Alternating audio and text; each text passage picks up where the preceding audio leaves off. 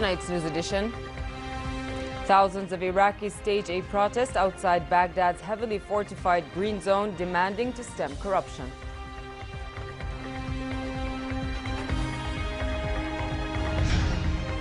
EU leaders conclude a controversial deal with Turkey intended to halt illegal migration flows to Europe in return for financial and political rewards. And in Geneva, the main Syrian opposition group accuses the Syrian government of procrastinating and refusing to enter direct talks with the delegation. Good evening and welcome to the news at 10. Deputizing for His Royal Highness Crown Prince Hussein, Minister of Information and Communications Technology Majd Shweke opened the first conference of the Global Commission on Internet Governance, GCIG, that was attended by 30 local, regional and international internet specialists. The minister said in remarks that the ICT sector has become a major contributor to economic and social development thanks to the direct support of His Majesty the King and progress achieved in this sector. She added that Jordan is hosting the conference due to its belief in the importance of global internet accessibility to achieve comprehensive development. The three-day conference, organized by Oasis 500, aims to discuss the internet governance and future environmental rights and humanitarian security, privacy, children protection, as well as freedom of expression, among other issues. Israeli soldiers shot dead a Palestinian man for allegedly trying to stab them in the occupied West Bank. The army said that the Palestinian, armed with a knife, exited his vehicle and charged at the soldiers guarding the junction, adding that forces responded to the threat and shot the attacker, resulting in his death. Since October, Israel forces have killed at least 188 Palestinians, 127 of which Israel claims were assailants. A Damascus-based opposition group met with UN Special Envoy Staffan de Mistura during the ongoing Syria peace talks in Geneva. During a news briefing, a spokesman for the main Syrian opposition group High Negotiations Committee, HNC, accused the negotiating team representing Syrian President Bashar al-Assad's government of procrastinating and refusing to enter direct talks with the delegation. He added that millions of Syrian refugees just want to return home and will do so if the talks are successful and the fighting ends. More than 4.8 million Syrians are refugees in countries bordering Syria, while a further 900,000 have applied for asylum in Europe, mostly in Germany, since the war began 5 years ago. The Geneva talks are part of a diplomatic push launched with the US and Russian support to end a war that has killed more than 250,000 people, creating the world's worst refugee crisis. UNICEF warned that in some recent cases, aid convoys have been blocked from delivering nutrition supplies to some besieged areas in Syria, raising further concern regarding the health of the people trapped in these areas and other hard-to-reach locations. In Geneva, UN Special Envoy for Syria, Staffan de Mistura, warned that medical staff and supplies, such as surgical kits, were sometimes being prevented from entering the country and were being removed from the convoys.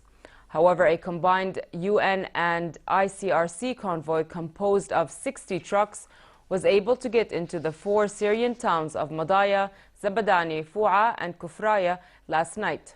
With this convoy, 260,000 people have been reached since the beginning of the year, which is seen as a positive development by the UN.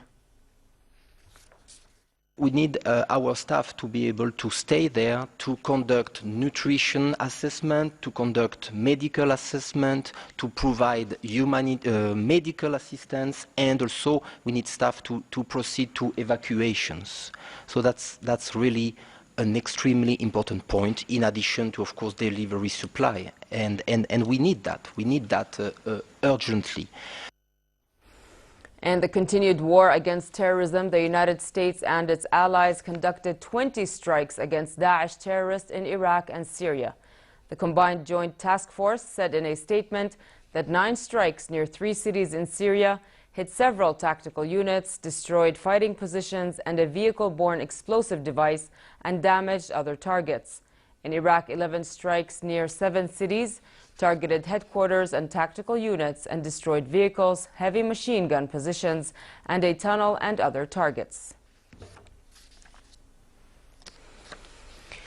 Thousands of Iraqis stage a protest outside Baghdad's heavily fortified Green Zone, demanding measures to stem corruption, heeding a call by influential Shiite cleric Muqtada Sadr. Riot police stood aside and allowed leaders of the demonstrators to cross a bridge that led to the zone, which houses government offices, the parliament, and embassies. The Interior Ministry earlier said it had not authorized any sit-down protest, and Sadr rejected yesterday's calls to cancel the protest, calling the Green Zone a bastion of support for corruption. The cleric wants Prime Minister Haider al-Abadi to replace cabinet ministers with technocrats unaffiliated with political parties to end corruption. Many Iraqis also protested in southern Iraqi province of Basra. European Union leaders concluded a controversial deal with Turkey intended to halt illegal migration flows to Europe in return for financial and political rewards for Ankara. The accord aims to close the main route over which 1 million migrants and refugees poured across the Aegean Sea to Greece before marching north to Germany and Sweden in the last year.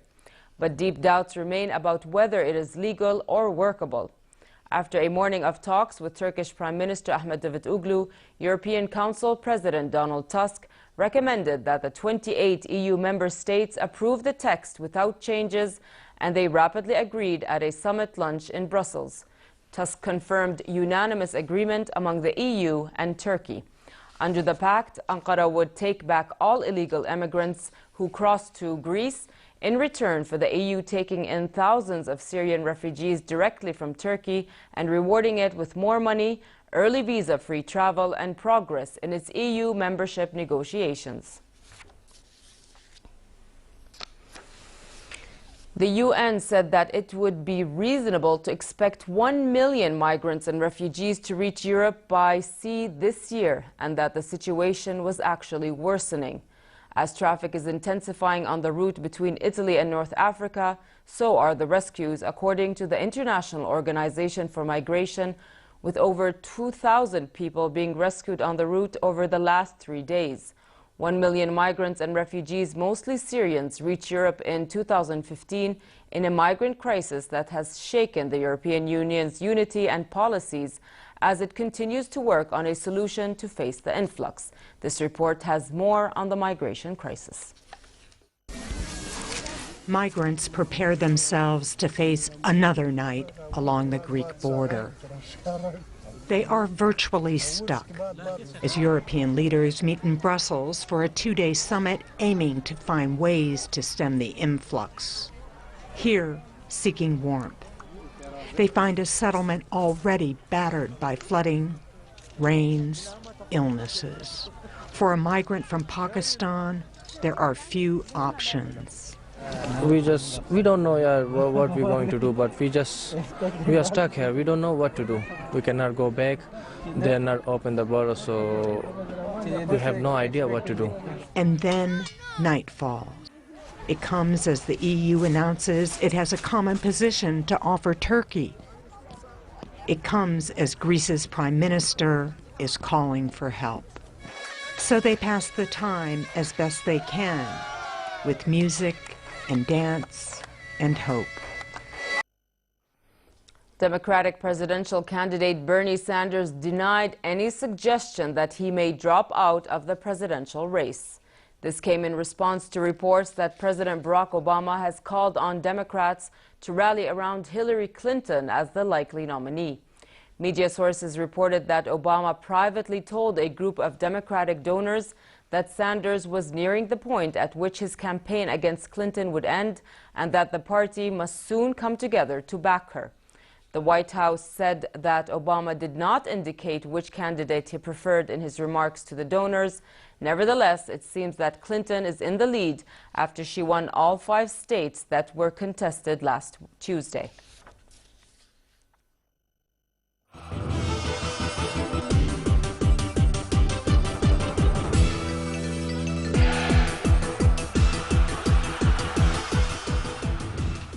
The iconic Persian monument, the Eiffel Tower, became a racetrack once again during its annual competition known as the Vertical.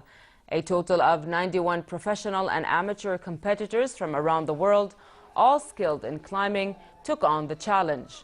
Men and women alike scaled the 1,665 steps of the monument and were greeted with applause upon crossing the finish line.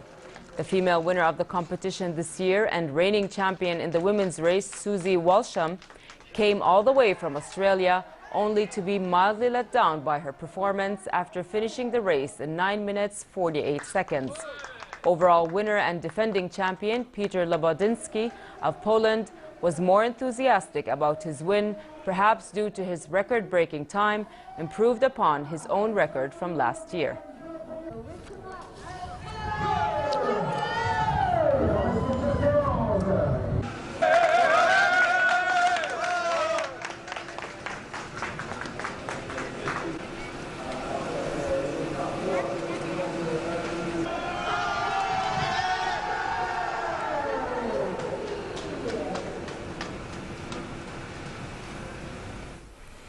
And finally, cold conditions continue in most regions for the rest of tonight with light variable winds.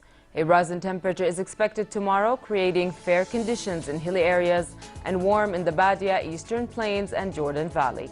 Medium and high altitude clouds are also expected, while winds will be southwesterly moderate to brisk. The Gulf of Aqaba should expect warm conditions tomorrow with a high of 29 degrees Celsius, while winds will be southerly moderate and the seas calm. Next are the lows and highs for tonight and tomorrow.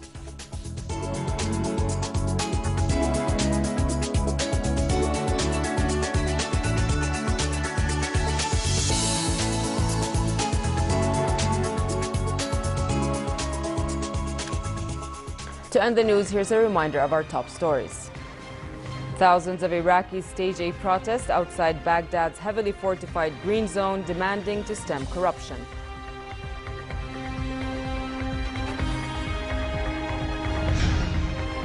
EU leaders conclude a controversial deal with Turkey intended to halt illegal migration flows to Europe in return for financial and political rewards. And in Geneva, the main Syrian opposition group accuses the Syrian government of procrastinating and refusing to enter direct talks with the delegation. With that, we come to the end of tonight's news. I'm Nancy Khair. Thank you for watching and have a good night.